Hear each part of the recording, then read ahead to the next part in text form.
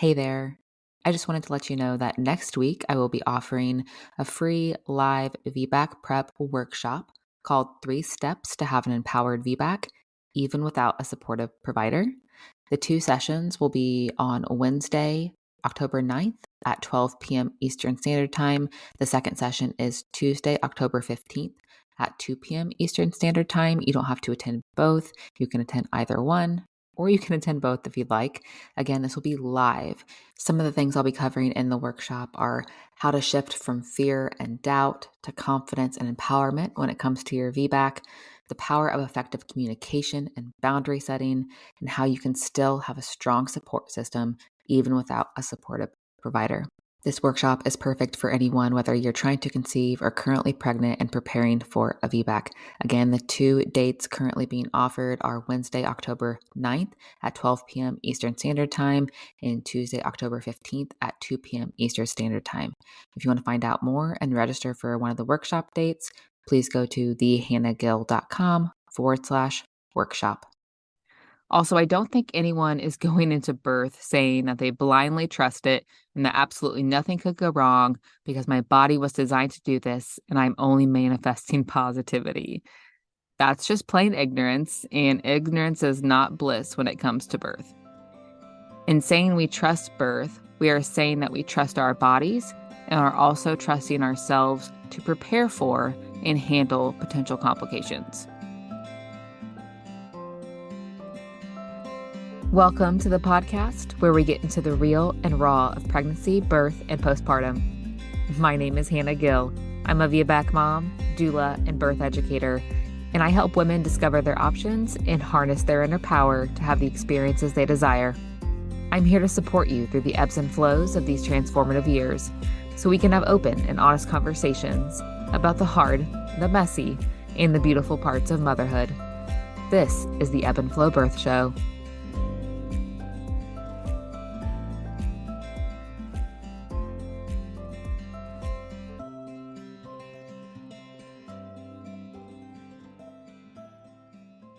Welcome back to the Ebb and Flow Birth Show. This is episode number 6, and this episode was actually not on my calendar for this week, but I saw an Instagram post the other day that sparked a lot of heated conversation, and I felt a full episode was needed instead of just an Instagram post or a reel with a stitch responding to the post. The post I saw was from an OBGYN on Instagram that has quite a large following. Many of you probably have seen her account. I won't specifically call her out in this episode, but I do want to talk about her post, so you may be able to reference it in general. And I will also read the full caption from her post because I think it is relevant and necessary to the episode. But the post she shared, what the graphic said, "I don't trust birth, I respect it."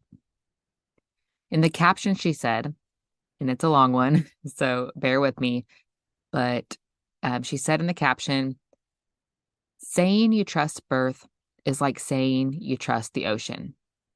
Both are natural, powerful forces of nature. Both can enrich our lives, but can also claim them. While the ocean is natural, no one blindly trusts the ocean. We know not to wander too far away from the shore, and we wear life jackets if we're on a boat. We never swim alone, regardless of our experience level, and we don't swim at night. This is because even though many of us have enjoyed the ocean without any problems for thousands of years, the ocean can be dangerous, and so we must respect it and adapt accordingly. The second I say, however, that as an OBGYN, I don't blindly trust birth for very similar reasons, the natural birth community has a field day. Quote unquote, OBGYNs just want to make money. Cascade of interventions. We've been doing this for thousands of years. These are the things that she's saying that the natural birth community says.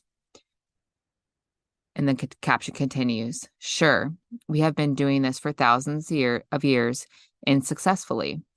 But with that success came other complications, including natural stillbirth, natural pregnancy loss, natural hemorrhage, natural fistula, natural intrapartum maternal demise, and so on.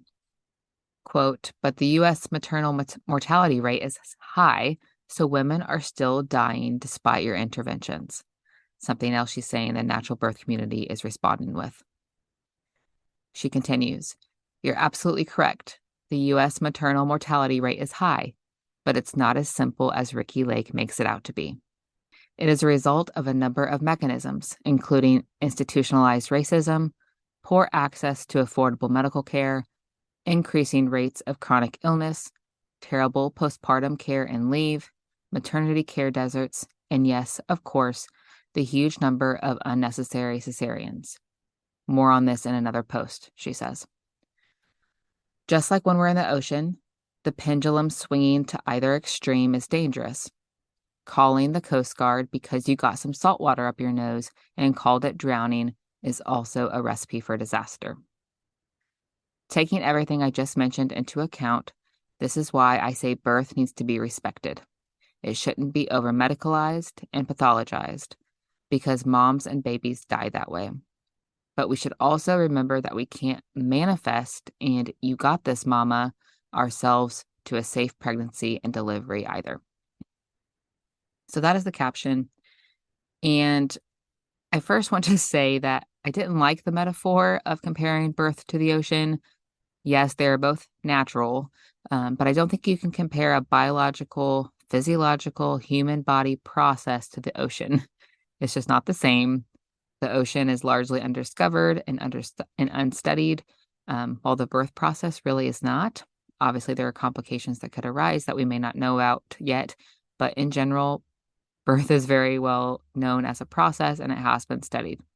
And I think this caption was meant to be flowery and poetic and a pretty comparison and metaphor, but I really don't think it was a fitting comparison.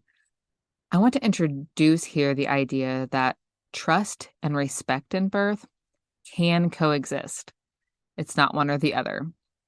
I believe that trust in birth is having confidence in the body's innate ability and design to give birth. And that respecting birth is acknowledging potential complications and challenges. Trust and respect of birth are not mutually exclusive. Also, I don't think anyone is going into birth saying that they blindly trust it and that absolutely nothing could go wrong because my body was designed to do this and I'm only manifesting positivity. That's just plain ignorance, and ignorance is not bliss when it comes to birth. In saying we trust birth, we are saying that we trust our bodies and are also trusting ourselves to prepare for and handle potential complications. I also think it's important to remember that at our essence, we are animals. Yes, more advanced, developed animals, but animals all the same. And I think people forget that. Complications and loss during birth are part of the natural life cycle in the animal world. Animals and their babies die every day during and immediately after birth. But people get very uncomfortable when injury or death are brought up. I know it's hard to acknowledge, but death is a part of life. And I'm not saying that we should just let women and babies die during birth, not at all. Understandably, as conscious animals, we want to prevent injury and death at all costs. And we clearly have the medical advancements to do that when necessary. But it's not always necessary, and sometimes the interventions we introduce can cause some of these problems. So yes, in physiological birth, left completely untouched by intervention, women and babies can die. But they can also die in the medical setting with interventions that were made to save them, as we are still seeing, especially in the US.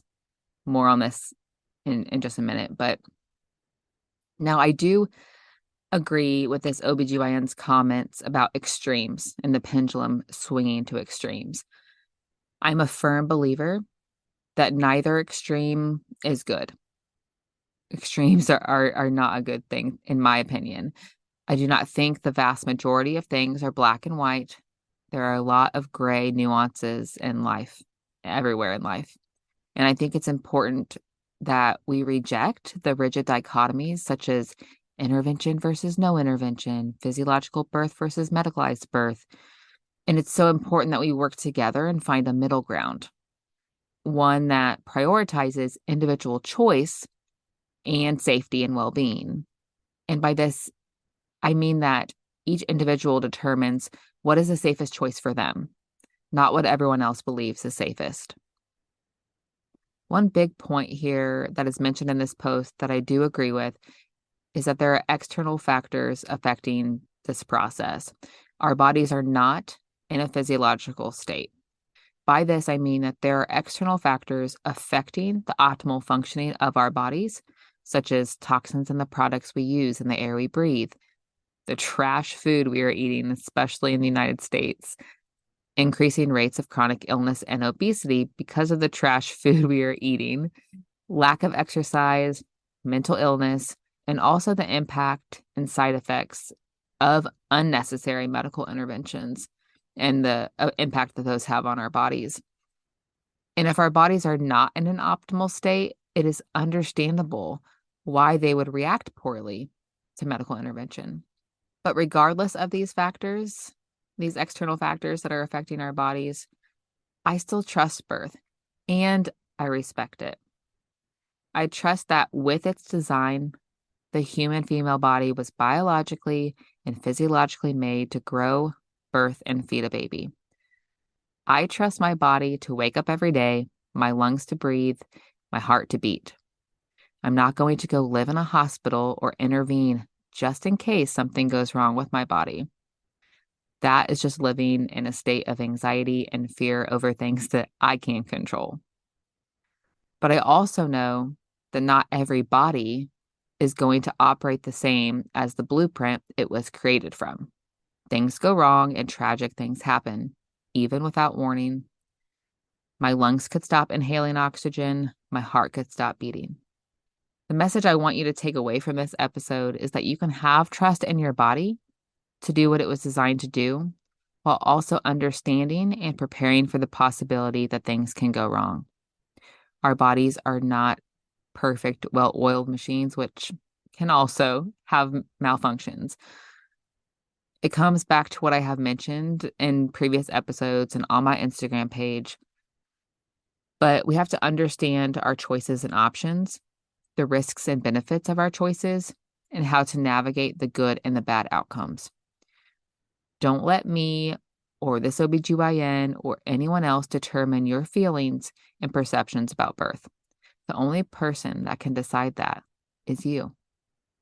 This is one thing I do love about social media is you can post things that are extremely controversial and there are going to be thousands of people agreeing with you and thousands of people disagreeing with you.